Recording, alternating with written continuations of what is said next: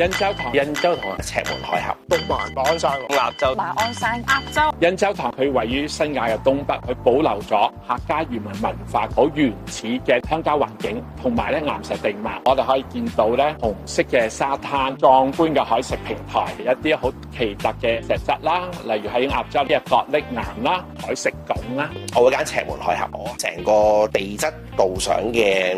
歷程係由赤門海峽呢條路線開始嘅，講黃竹角咀啦，講赤洲啦，甚至講沿路成個斷層線，好深嘅感受咯。個人咧其實咧都係最中意東馬嘅，東馬咧第一就好近啊，咁第二咧真係睇到香港最大嘅六角岩柱群，一個好好嘅樣本，包括咗譬如佢嗰個地質結構啊、地貌喺上邊花山度，即係望翻個270度嘅海景啦，而且一般嚟講3個鐘頭，即係大部分香港人都可以做到。最深刻會係馬鞍山嗰一次，細個讀書嘅時候都記得係有幾層噶啦。咁但係嗰幾層係點樣嚟啊？點樣去幫到嗰陣時個社會，以至到之後點樣去發展？其實都係